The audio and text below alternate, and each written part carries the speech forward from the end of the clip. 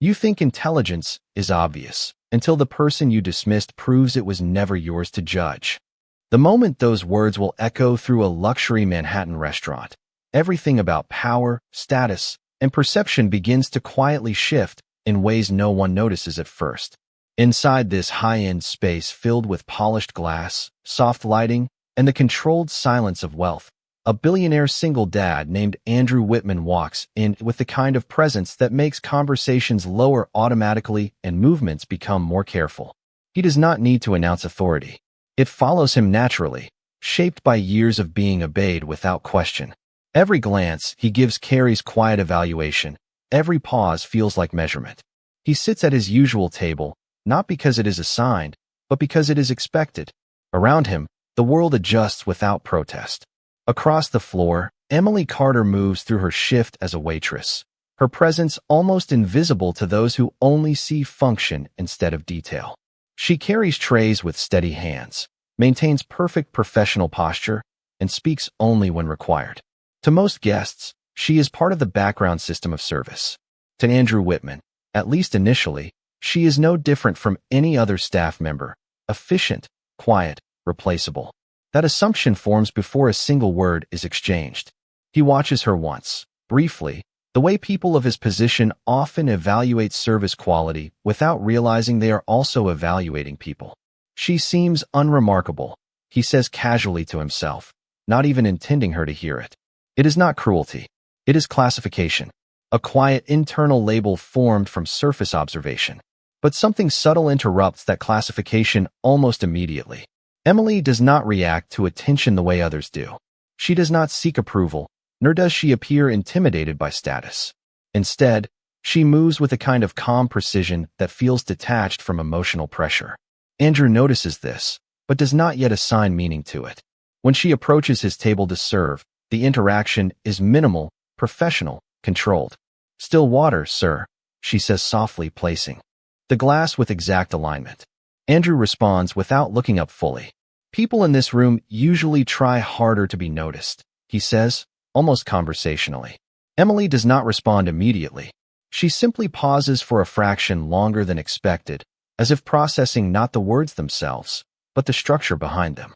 Then she replies calmly, "Not being noticed is sometimes more efficient." The answer is simple, but it lands differently than intended. Andrew finally looks at her more directly. Efficiency is a concept he understands deeply, but he did not expect it to appear in her vocabulary in that way. He studies her briefly, then leans back slightly. "Efficiency does not usually apply to service work," he says. Emily maintains eye contact for a brief moment, then responds, "It depends on what you consider the task to be." There is no emotion in her tone, only clarity. Andrew pauses, not because he is offended, but because the structure of the response does not match his expectation of her role. In his experience, waitstaff respond, not interpret. Yet she has just done something slightly different. She has reframed the premise. He does not acknowledge it yet, but internally, a small inconsistency forms in his evaluation.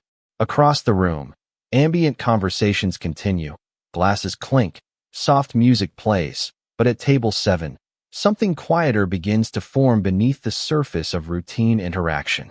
A subtle shift in perception. Andrew Whitman has not yet realized it, but the assumption he entered with, that intelligence is visible, measurable, and tied to status, is about to be tested not through conflict, but through calm precision he does not yet know how to categorize. And Emily Carter continues her work exactly as before, unaware that every word she speaks is already beginning to rewrite how she is being seen. The silence that followed Emily Carter's last response did not last long in time, but it expanded in perception. Inside the luxury Manhattan restaurant, everything continued functioning exactly as it should, guests speaking softly, glasses being placed with precision, staff moving through invisible patterns of service, but at table 7, the atmosphere had begun to feel subtly restructured, as if the interaction between a billionaire single dad and a shy waitress had created its own isolated field of attention. Andrew Whitman remained seated, his posture unchanged, yet something in his focus had shifted from passive observation to controlled examination. Emily stood beside the table, maintaining professional composure, tray held at a neutral angle, expression calm and unreadable to most observers. Yet within Andrew's perception, she no longer fit neatly into the category he had initially assigned her.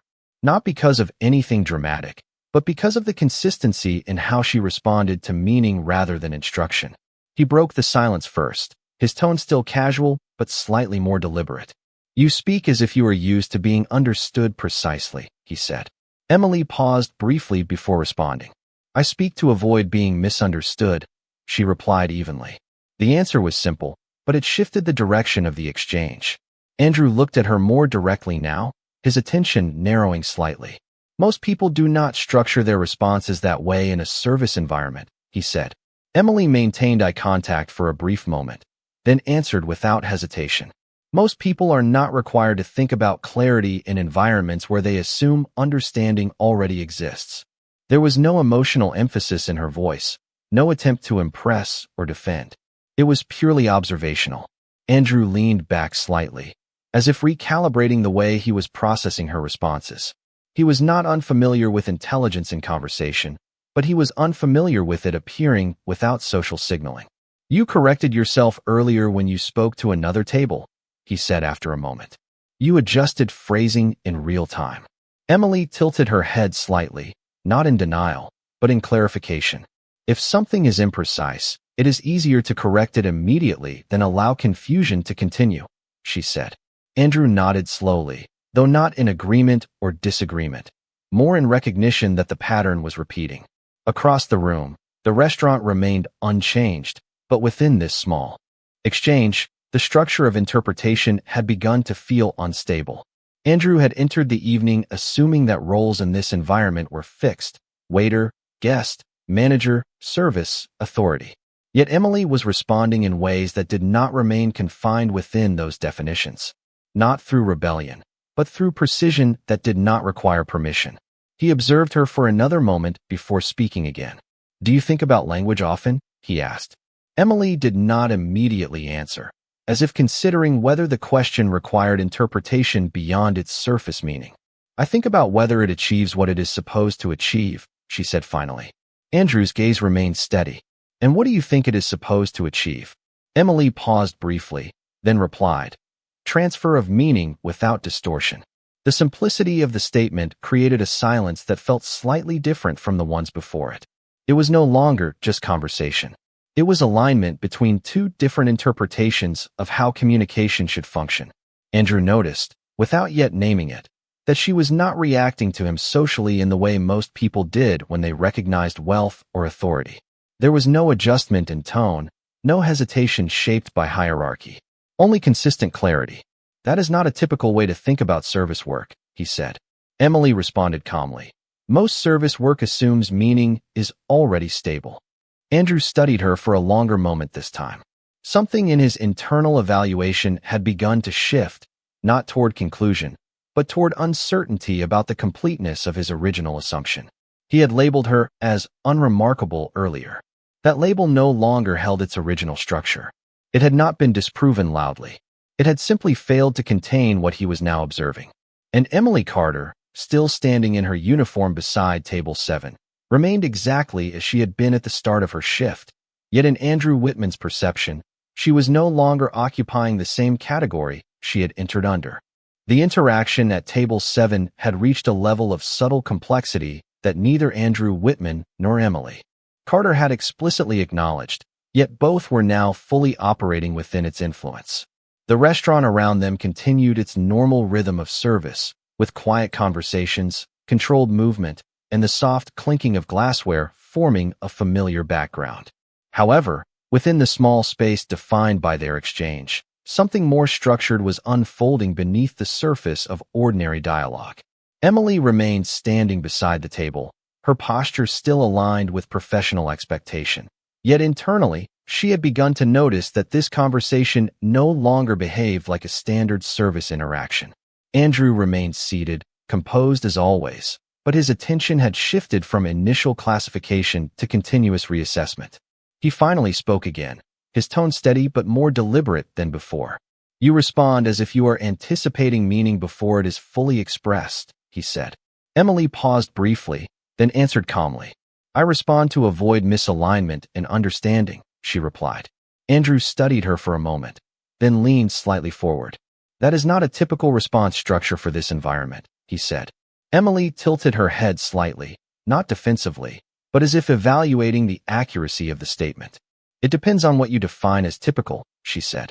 The response was simple, but it did not align with the expected social pattern Andrew was accustomed to observing in service staff.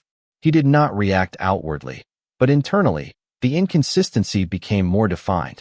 Most people in your position rely on direct instruction before adjusting interpretation, he said after a brief pause.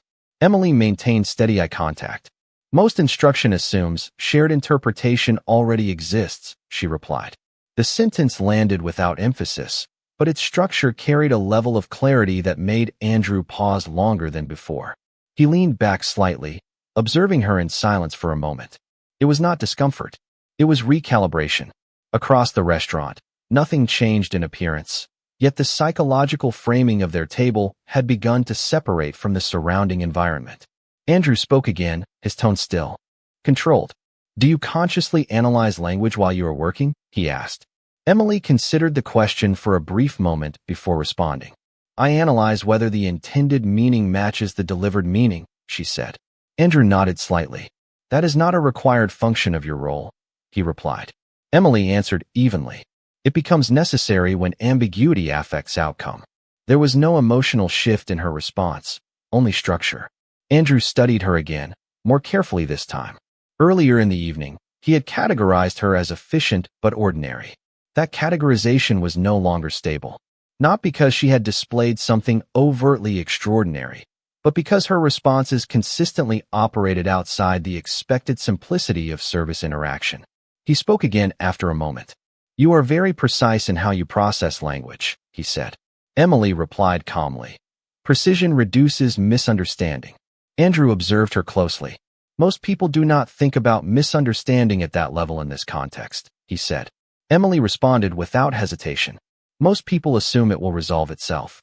The exchange created a brief silence that felt different from earlier ones. It was no longer uncertainty. It was recognition of a pattern forming through repetition. Andrew looked at her for a longer moment, then spoke more quietly. Where did you learn to think this way? He asked. Emily paused slightly, then answered simply. I did not learn it as a method. It is how I process what I hear. That sentence altered the internal direction of Andrew's evaluation again. It was not defensive, not exaggerated, not performed. It was declarative in a way that did not seek validation.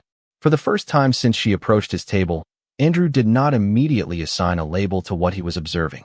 Instead, he remained silent longer than before, watching as Emily adjusted her tray slightly, maintaining her professional role without disruption.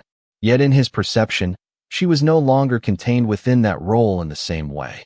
Something in her responses suggested a structure of awareness that did not depend on instruction, hierarchy, or environment.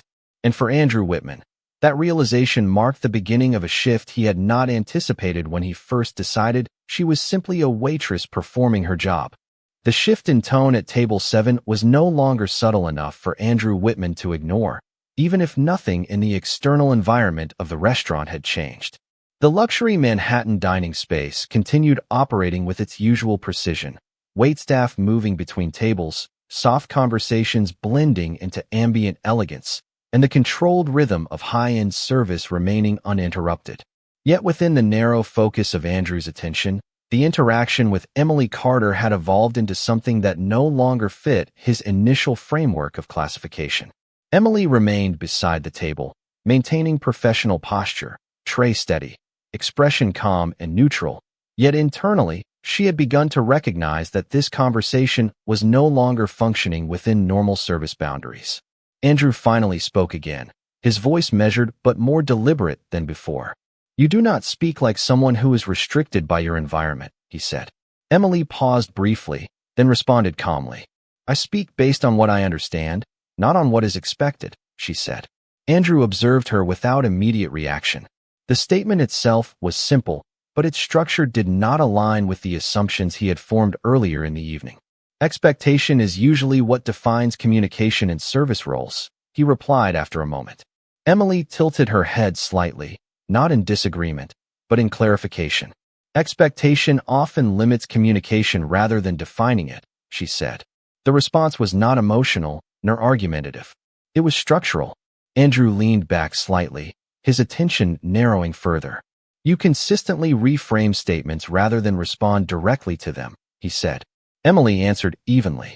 I respond to meaning, not surface structure. A brief silence followed, one that felt heavier than the ambient noise of the restaurant around them. Andrew studied her more closely now, not as a service worker fulfilling a role, but as a variable that no longer fit clean. Categorization.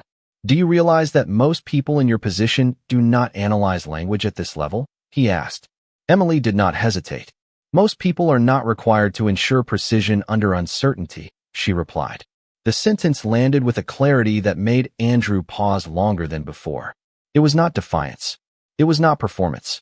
It was consistency in reasoning that remained stable across exchanges. He observed her for a moment, then spoke more quietly.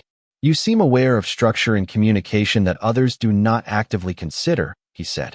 Emily replied calmly. I notice when structure affects understanding. Andrew nodded slightly, though the gesture was more reflective than affirmative. Around them, the restaurant continued its normal flow, but the interaction at their table had become increasingly isolated from that rhythm. Andrew spoke again after a short pause. Earlier you corrected phrasing in a foreign expression without hesitation, he said. Emily responded simply. It was inconsistent in meaning. Andrew maintained eye contact. Most people would not intervene in that situation, he said. Emily answered without emphasis. Most people assume meaning is stable without verification. That sentence created another silence, one that felt more defined than the previous ones. Andrew leaned forward slightly, his attention now fully engaged. Where did you develop this way of processing communication? He asked. Emily paused briefly before responding. It is not something I developed as a separate skill. It is how I interpret what I hear, she said. Andrew did not respond immediately. The answer did not provide origin, training, or external justification. It simply stated continuity. That absence of explanation made it more difficult to categorize. Emily adjusted her stance slightly, still maintaining her role as waitress, yet the interaction no longer felt contained within that role for either of them. Andrew observed her for a longer moment, then spoke more slowly. You are not responding within expected behavioral limits of your position, he said. Emily replied calmly. I am responding within what is necessary for clarity. The distinction lingered between them. It was not conflict, and it was not agreement. It was divergence from expectation. Andrew remained silent for several seconds, his perception of her now no longer anchored to his initial assumption. The idea that she was simply a waitress performing routine service no longer fully contained what he was observing. And Emily Carter, still standing in uniform beside table 7, remained unaware that the stability of how she was being seen had already begun to shift in a way that neither role nor assumption could easily restore. The interaction at table 7 had now moved beyond the point where either Andrew Whitman or Emily Carter could reasonably interpret it as a standard exchange between a customer and a waitress. The luxury Manhattan restaurant continued its normal rhythm in the background, with soft lighting, controlled movement of staff, and the steady presence of high-end clientele engaged in quiet conversation. Yet within the focused space of their table, the conversation had become increasingly structured around interpretation itself rather than service. Emily remained standing beside the table, maintaining her professional posture, tray held with steady precision, her expression calm and composed. Internally, however, she was becoming more aware that the way Andrew was speaking to her no longer matched the expected boundaries of her role. Andrew remained seated, composed as ever, but his attention had shifted from observation into continuous evaluation, as if every response she gave was being placed into a larger framework he had not yet fully disclosed. He spoke again, his tone calm, but more deliberate than before. You consistently respond by refining meaning rather than simply answering questions, he said. Emily paused briefly before responding.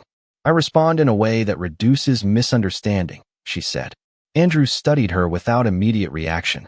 The answer was simple, but its structure continued the same pattern he had been tracking. Most service interactions do not require refinement of meaning, he said after a moment. Emily tilted her head slightly. Most service interactions assume meaning is already stable, she replied. The exchange created a brief silence that felt more concentrated than previous pauses. Andrew leaned back slightly, his focus sharpening further. Do you consciously analyze the structure of language when you speak to people? He asked. Emily considered the question for a moment before answering. I notice when language does not match intended meaning, she said calmly. Andrew nodded slightly, though not in agreement, more in recognition that the pattern was repeating. That is not a typical expectation of your position, he said. Emily responded evenly. Expectation does not always determine function. The sentence lingered between them longer than expected. Andrew observed her closely now, no longer filtering her responses through the assumption of simplicity. Instead, he was beginning to treat each exchange as data points within a larger pattern of behavior that did not conform to his initial classification. Earlier you adjusted interpretation of a foreign phrase without hesitation, he said. Emily replied without emotion. It was structurally inconsistent in meaning. Andrew maintained eye contact. Most people would not intervene in that situation, he said.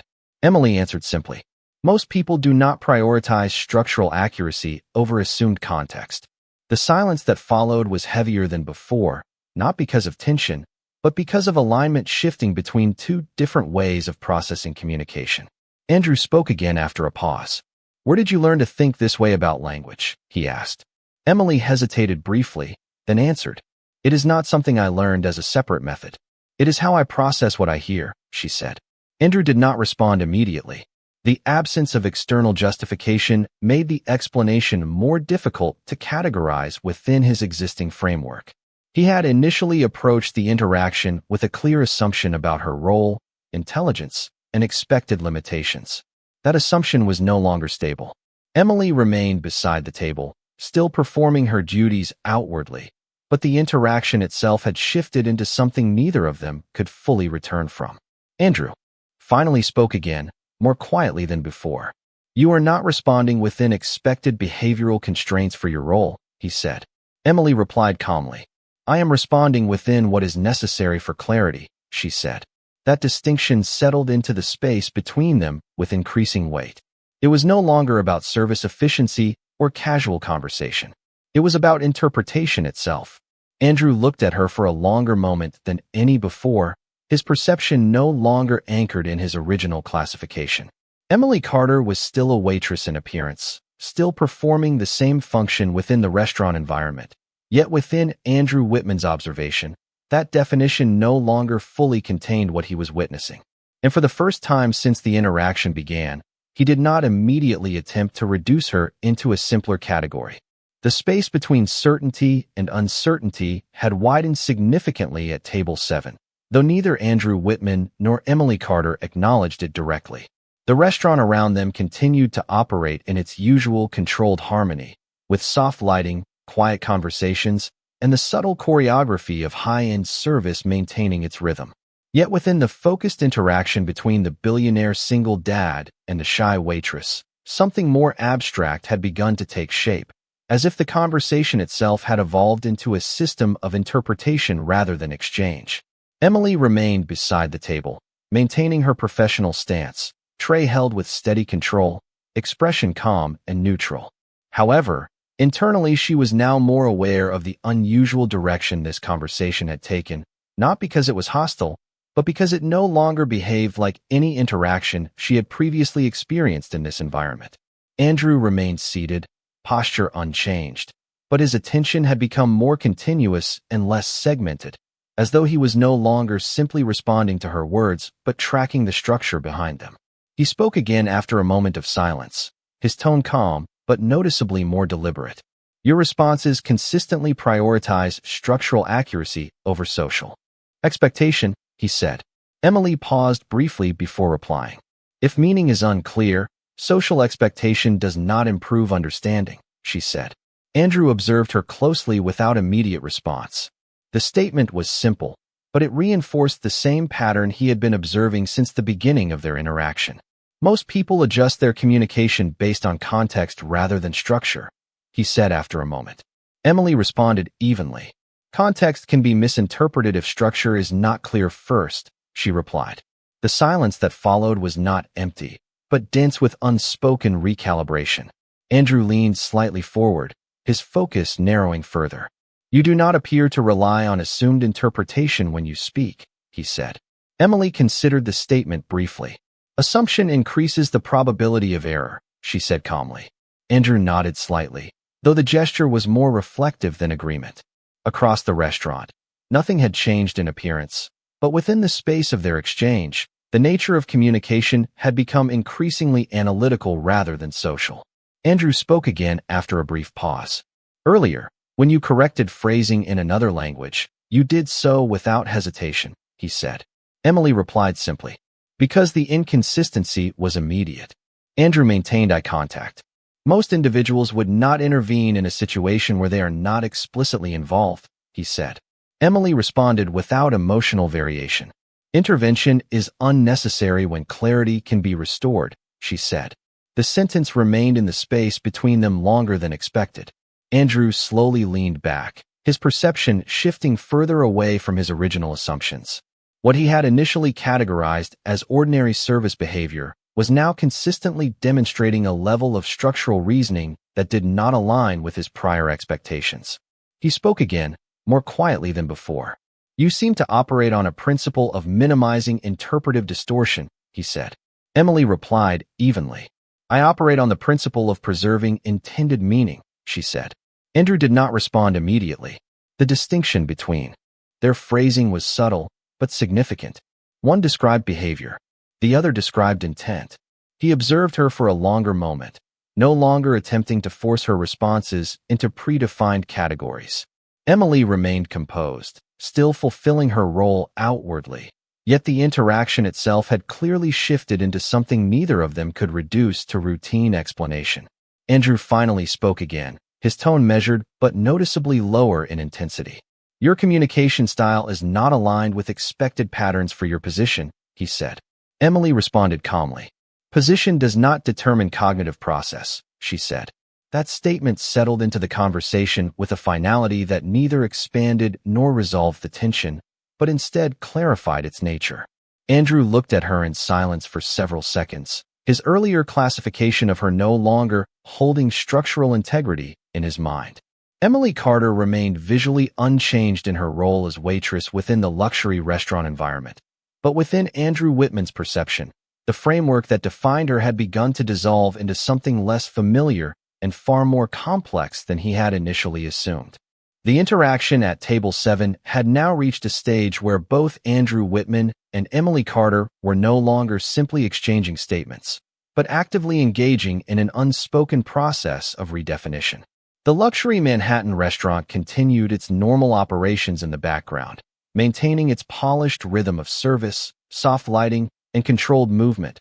Yet the psychological space between them had become increasingly distinct from everything surrounding it. Emily stood beside the table in her usual professional posture, tray held steady, expression calm and composed. But internally, she had begun to register that this conversation was no longer operating within familiar boundaries of service interaction. Andrew remained seated, composed as always, yet his attention had become fully absorbed in tracking the consistency of her responses rather than evaluating isolated statements.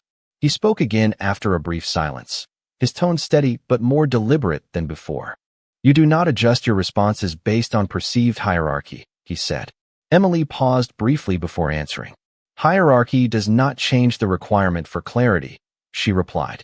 Andrew observed her without immediate reaction. The sentence reinforced a pattern he had been encountering repeatedly, one that no longer aligned with his initial classification of her role. "Most individuals adapt communication based on status dynamics," he said after a moment. Emily responded evenly. "Adaptation can introduce distortion if meaning is already precise," she said. The silence that followed was longer than previous pauses, not empty but structured, as if both were independently processing the implications of what had been said. Andrew leaned slightly forward again, his focus sharpening. "You consistently prioritize accuracy over social calibration," he said. Emily replied calmly. "Accuracy ensures the message remains unchanged," she said. Andrew nodded slightly, though not in agreement or disagreement. but in recognition of continued deviation from expectation. Around them, the restaurant maintained its steady rhythm. Yet within their interaction, the framework of conversation had shifted away from social convention into something closer to analytical exchange. Andrew spoke again after a measured pause. Earlier, when you corrected phrasing in another language, you did so without hesitation or social filtering, he said. Emily responded simply.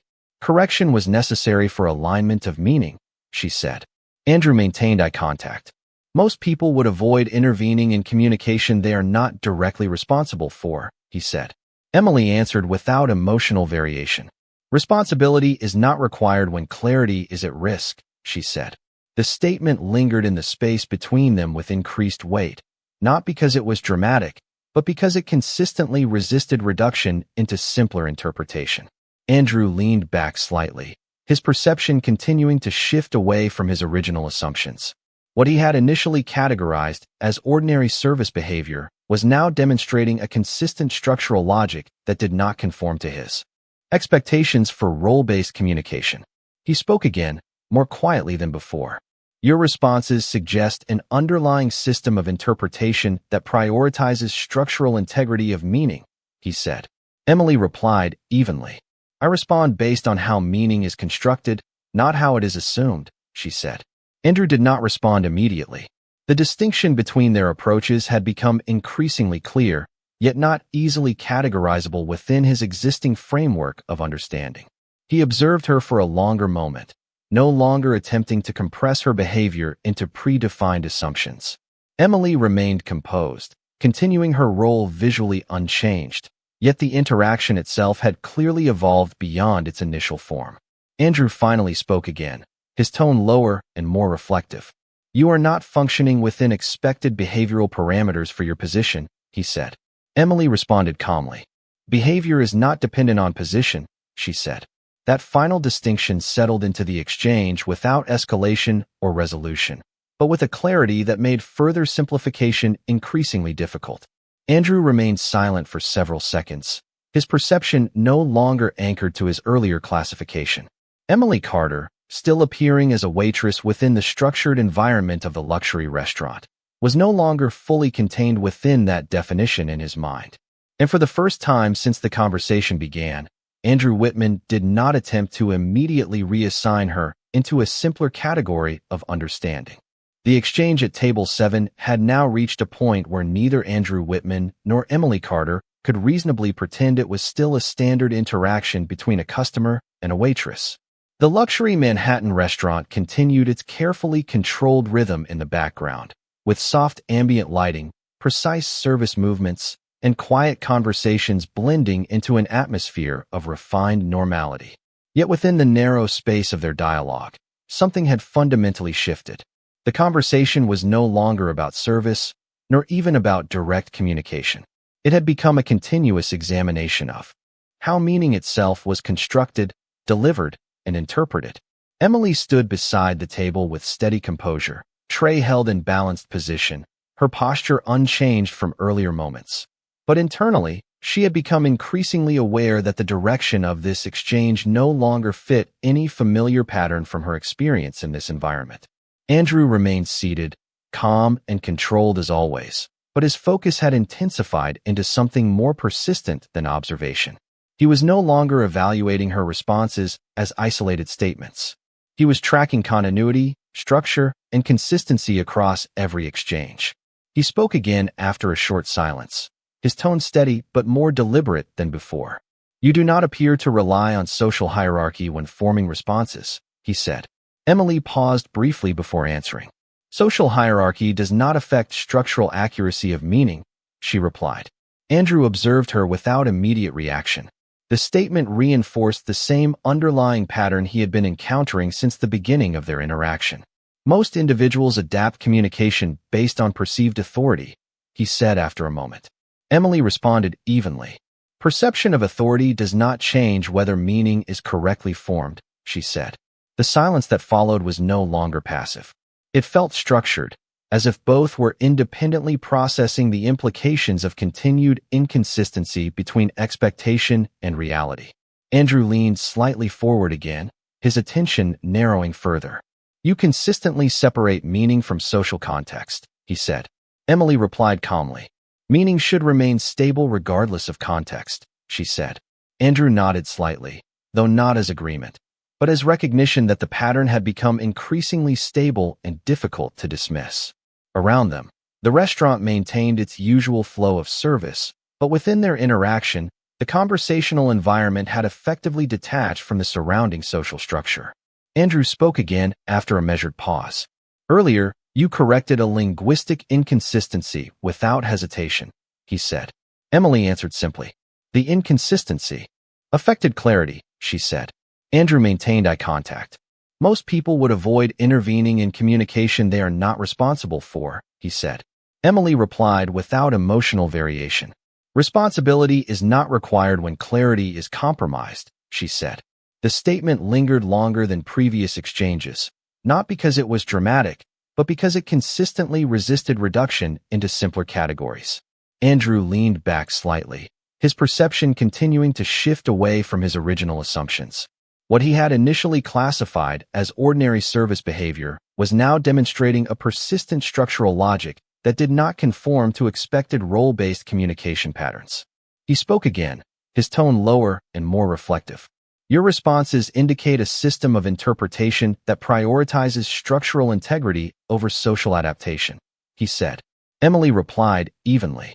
"I prioritize accuracy of meaning over adjustment to expectation," she said. Andrew did not respond immediately.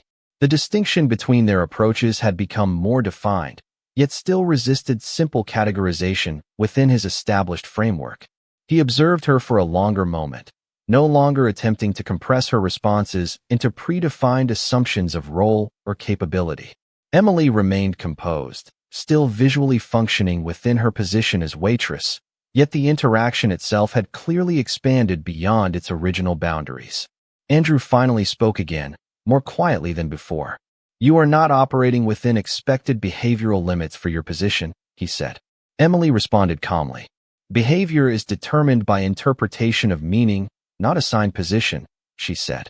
That final distinction settled into the space between them without escalation or resolution, but with increasing clarity that further simplification was no longer possible.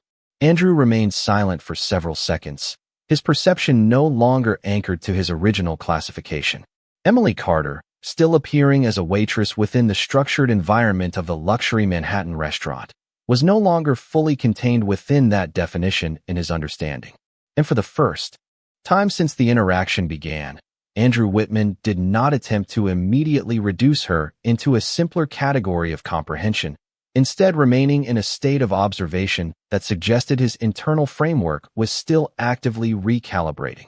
The interaction at Table 7 had now reached a stage where the distinction between conversation and analysis had become increasingly indistinguishable for both Andrew Whitman and Emily Carter. The luxury Manhattan restaurant continued to operate in its expected rhythm, with soft ambient lighting, refined service movement, and the quiet presence of high-end guests engaged in subdued conversation. Yet within the confined psychological space of their exchange, a separate structure had formed that no longer aligned with the environment around them. Emily stood beside the table in her usual composed posture, tray held steadily, expression calm and controlled, but internally, she had begun to recognize that the direction of this interaction had moved far beyond anything she had previously experienced in a professional setting. Andrew remained seated, posture unchanged, but his attention had shifted into a continuous mode of evaluation, as if every response she gave was being integrated into a larger cognitive model rather than treated as an isolated statement. He spoke again after a brief silence, his tone steady but noticeably more deliberate. "Your communication pattern remains consistent regardless of perceived hierarchy," he said. Emily paused briefly before responding. "Hierarchy does not alter the requirement for clarity of meaning," she replied. Andrew observed her without immediate reaction. The response aligned with the same structural consistency he had been tracking since the beginning of their exchange. "Most individuals adjust linguistic behavior based on authority gradients," he said after a moment. Emily answered evenly. "Adjustment based on authority often reduces precision of meaning," she said. The silence that followed carried a different weight than earlier pauses, less about hesitation and more about parallel processing of implications that neither had fully articulated. Andrew leaned slightly forward again, his focus narrowing further into the structure of her responses. "You consistently prioritize semantic accuracy over social adaptation," he said. Emily replied calmly. "Social adaptation is secondary when meaning becomes unstable," she said. Andrew nodded slightly, though the gesture reflected recognition rather than agreement. Around them, the restaurant maintained its controlled elegance, but within their interaction, the conversational framework had effectively detached from its surrounding context. Andrew spoke again after a measured pause. "Earlier, you corrected linguistic inconsistency without hesitation or regard for social boundaries," he said. Emily responded simply. "Correction was necessary to preserve intended meaning," she said. Andrew maintained eye contact. "Most individuals avoid intervention when they are not directly responsible for the communication," he said. Emily answered without emotional fluctuation. "Responsibility is irrelevant when accuracy is compromised," she said. The statement lingered longer than previous exchanges, not due to emotional intensity, but because it reinforced a structural principle that resisted simplification. Andrew leaned back slightly, his perception continuing to evolve beyond his initial assumptions. What he had first categorized as ordinary service behavior was now demonstrating a consistent internal logic that did not align with expected role-based communication patterns. He spoke again, his tone lower and more reflective. "Your responses indicate an underlying interpretive system that prioritizes structural integrity over social alignment," he said. Emily replied evenly. "I prioritize preservation of meaning over adjustment to expectation," she said. Andrew did not respond immediately. The distinction between their approaches had become increasingly defined, yet still resisted reduction into familiar categories within his established framework. He observed her for a longer moment, no longer attempting to compress her behavior into predefined assumptions of capability or role. Emily remained composed, still visually functioning within her position as waitress, yet the interaction itself had clearly expanded beyond its original boundaries of interpretation. Andrew finally spoke again, more quietly than before. "You are not operating within expected behavioral constraints for your assigned role," he said. Emily responded calmly. "Behavior emerges from interpretation of meaning, not assignment of role," she said. That final distinction settled into the space between them without resolution or escalation, but with increasing clarity that further simplification was no longer possible. Andrew remained silent for several seconds, his perception no longer anchored to his original classification model. Emily Carter, still appearing as a waitress within the structured environment of the luxury Manhattan restaurant, was no longer fully contained within that definition in his understanding, and for the first time since the interaction began, Andrew Whitman continued to observe without attempting to reduce her into a simpler conceptual category, remaining instead in a state of ongoing recalibration. The silence that followed Andrew Whitman's last statement did not break the interaction at Table 7, but instead deepened its structural intensity. Within the luxury Manhattan restaurant, everything continued in its expected visual rhythm, guests engaging in quiet conversation, staff moving with practiced precision, and ambient lighting maintaining the atmosphere of controlled elegance. Yet at the specific table where Andrew and Emily remained engaged, the conversation had reached a point where neither participant was merely exchanging words anymore. Each statement had become part of a continuous interpretive process, where meaning itself was being tested, refined, and redefined in real time. Emily Carter remained standing beside the table, posture unchanged, tray still held in a balanced professional position, her expression calm and neutral. However, internally, she had begun to register a subtle shift in the nature of the interaction. It was no longer simply unusual for a service context. It had become structurally distinct from any interaction she had previously encountered in this environment.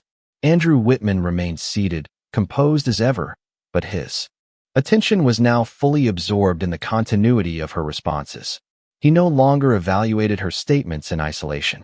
Instead, he was tracking consistency across patterns of reasoning, structure of thought, and precision of meaning delivery. He finally spoke again after a prolonged pause. his tone lower and more reflective than before. Your communication does not appear to rely on contextual hierarchy as a determining factor, he said. Emily paused briefly before responding. Contextual hierarchy is not relevant when meaning requires accuracy, she replied. Andrew observed her without immediate reaction. The statement reinforced the same structural pattern he had been encountering repeatedly throughout their exchange. Most individuals modify their communication based on perceived status differences, he said after a moment. Emily responded evenly. Modification based on status often reduces clarity rather than improving it, she said. The silence that followed was no longer passive.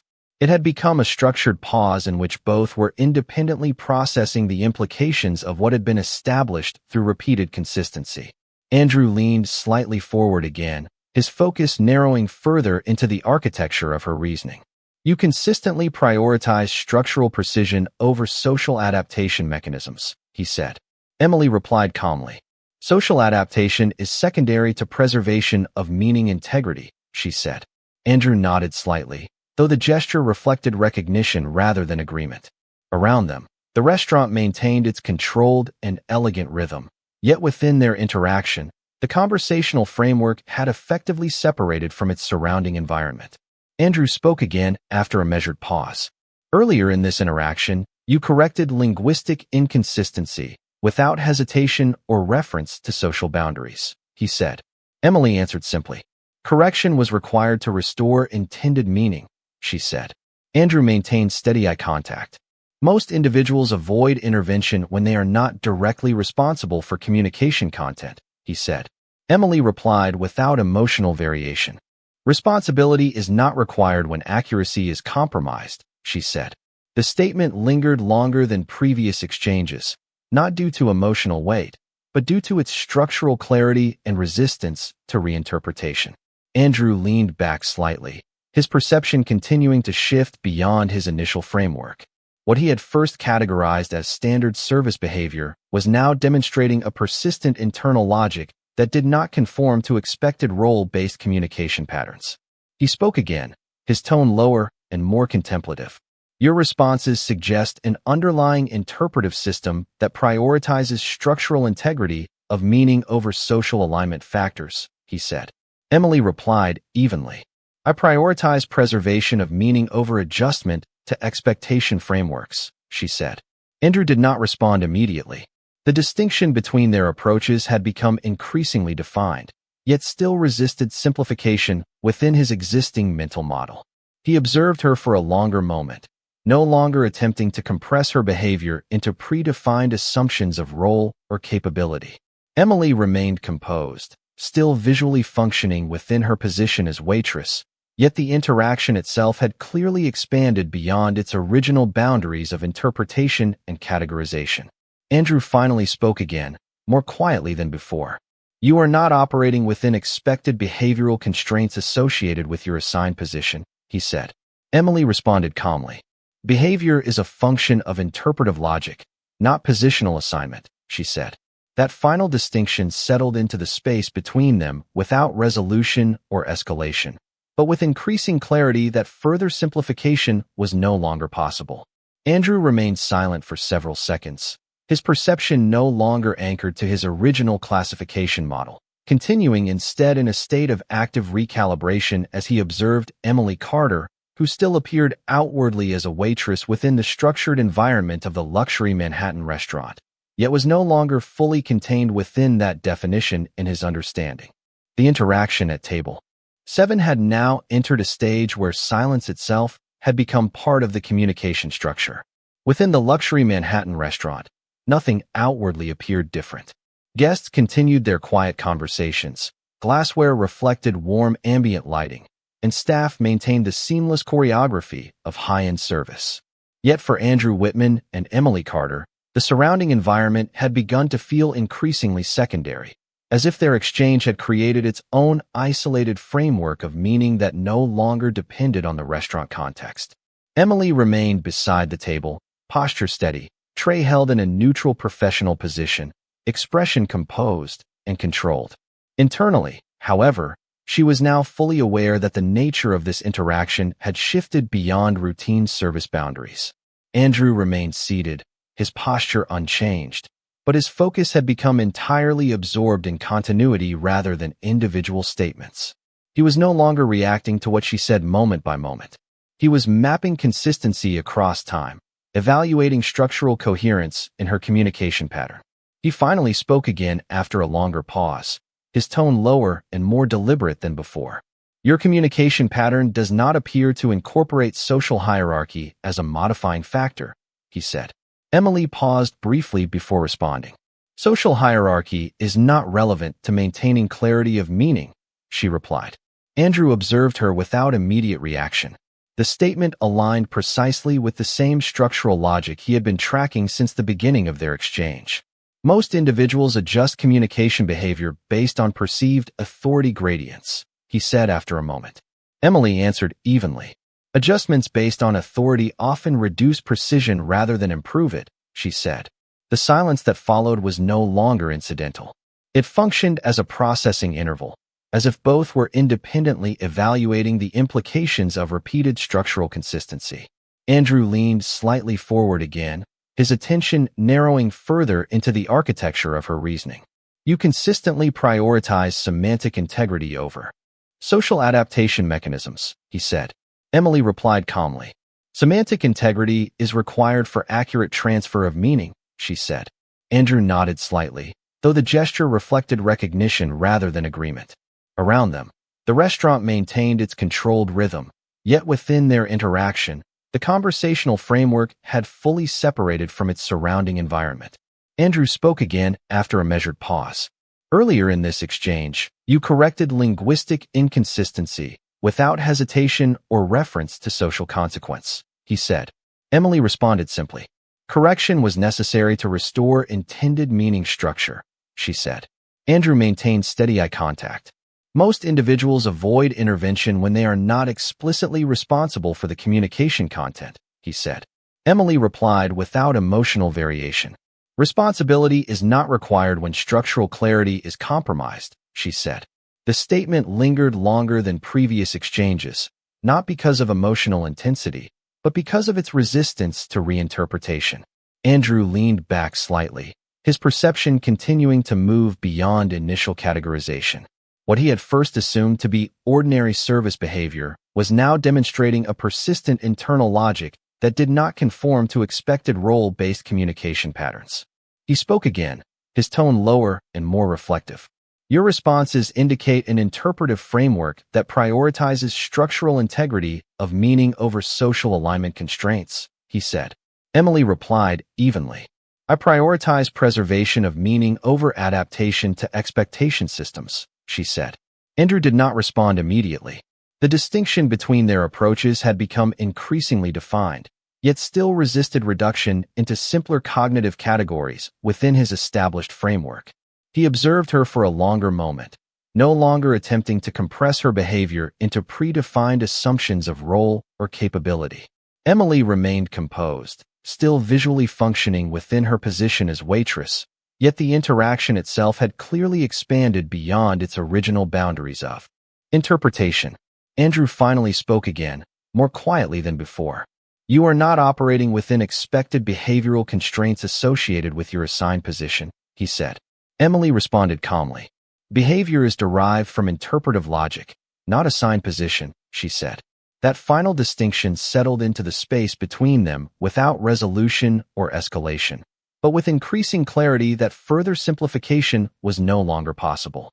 Andrew remained silent for several seconds, his perception no longer anchored to his original classification model, continuing instead in a state of active recalibration as he observed Emily Carter, who still appeared outwardly as a waitress within the structured environment of the luxury Manhattan restaurant, yet was no longer fully contained within that definition in his understanding, and for the first time, his evaluation of her remained open-ended rather than concluded.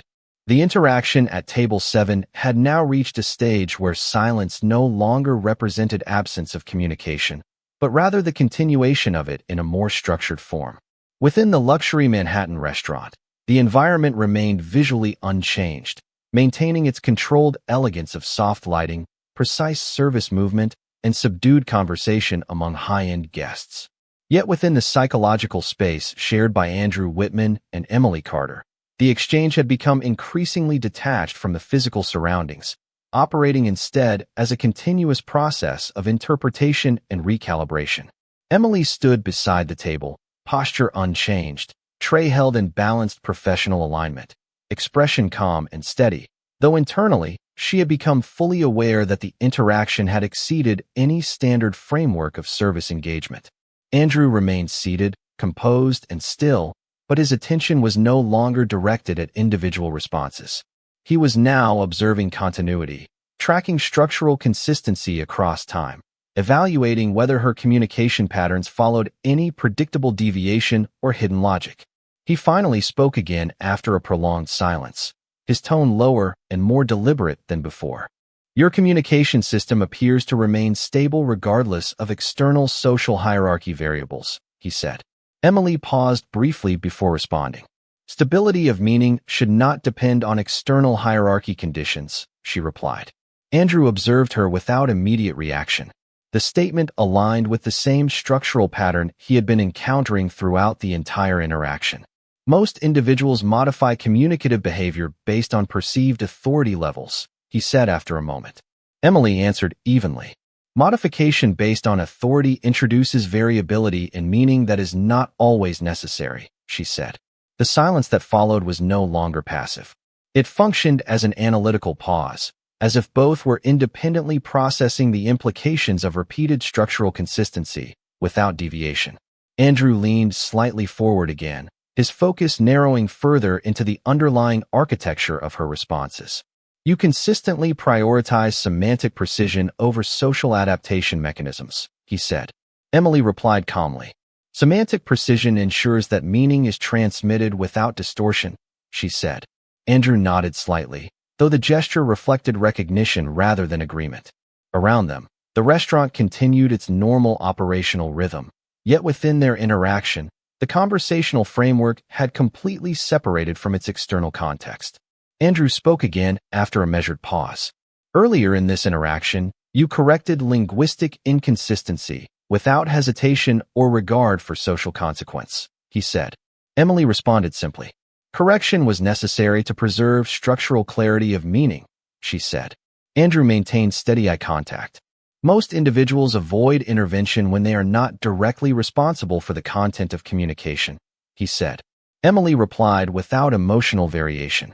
Responsibility is not required when structural integrity is compromised, she said. The statement lingered in the space between them longer than previous exchanges, not because of emotional weight, but because of its resistance to reinterpretation or reduction. Andrew leaned back, slightly, his perception continuing to move beyond initial classification frameworks. What he had first identified as ordinary service behavior was now demonstrating a persistent internal logic that did not conform to expected role-based communication structures. He spoke again, his tone lower and more reflective. Your responses indicate an interpretive framework that prioritizes structural integrity of meaning over social alignment constraints, he said. Emily replied evenly. I prioritize preservation of meaning over adaptation to expectation systems, she said. Andrew did not respond immediately. The distinction between their approaches had become increasingly defined, yet still resisted reduction into simpler cognitive categories within his established framework. He observed her for a longer moment, no longer attempting to compress her behavior into predefined assumptions of role or capability. Emily remained composed, still visually functioning within her position as waitress, yet the interaction itself had clearly expanded beyond its original boundaries of interpretation. Andrew finally spoke again, more quietly than before. You are not operating within expected behavioral constraints associated with your assigned position, he said. Emily responded calmly. Behavior is derived from interpretive logic, not assigned position, she said. That final distinction settled into the space between them without resolution or escalation, but with increasing clarity that further simplification was no longer possible. Andrew remained silent for several seconds, his perception no longer anchored to his original classification model, continuing instead in a state of active recalibration as he observed Emily Carter, who still appeared outwardly as a waitress within the structured environment of the luxury Manhattan restaurant, yet was no longer fully contained within that definition in his understanding. The final exchange at Table 7 did not conclude in the conventional sense of an ending, but rather dissolved into a silence that carried more meaning than the dialogue that preceded it. Within the luxury Manhattan restaurant, the external environment continued. Its carefully maintained equilibrium of refined service, soft ambient lighting, and quiet conversations among high-end guests. Nothing in the physical space indicated disruption or change, yet within the interaction between Andrew Whitman and Emily Carter, a definitive internal shift had already occurred. Emily remained standing beside the table, posture unchanged, tray held with precise professional stability, expression calm and composed as always. Yet internally, she now understood that the conversation had reached a point beyond normal interpretation. Andrew remained seated, his posture steady and controlled, but his attention no longer functioned as simple observation. It had transformed into sustained cognitive reassessment, as if every prior assumption he held about categorization, role, and intelligence had been incrementally deconstructed through the consistency of her responses. He spoke one final time after a prolonged silence, his tone no longer interrogative but measured, almost reflective. Your communication pattern remains independent of social hierarchy influence, he said. Emily paused briefly before responding.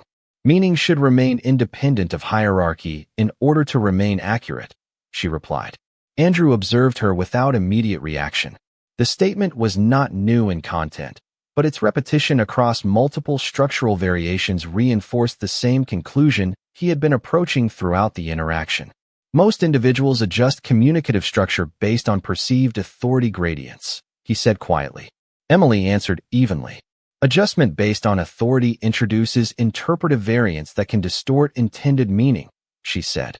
The silence that followed was no longer part of dialogue. It functioned instead as a final evaluative pause, where no further clarification was required for either participant to recognize that the interaction had shifted beyond its initial framework. Andrew leaned back slightly, no longer attempting to categorize her responses within predefined models. Your responses consistently demonstrate structural integrity of meaning independent of external context variables, he said. Emily replied, calmly, meaning is only stable when it is not dependent on external interpretation layers, she said. Andrew did not respond immediately. The distinction between their approaches had now fully stabilized into a clear divergence that resisted simplification. Around them, the restaurant continued its normal rhythm, unchanged and unaffected, yet within this isolated exchange, the conversational system had effectively reached its conclusion without formal closure.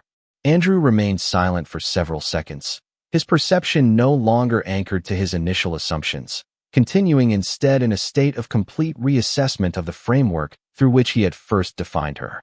Emily Carter remained outwardly unchanged, still functioning as a waitress within the structured environment of the luxury Manhattan restaurant. Yet within Andrew Whitman's understanding, she could no longer be contained within that definition. The conclusion that formed was not spoken, nor acknowledged aloud, but it was absolute in its internal clarity. She had never been operating within the limitations he had assumed, and the entire structure of his perception had shifted irreversibly as a result.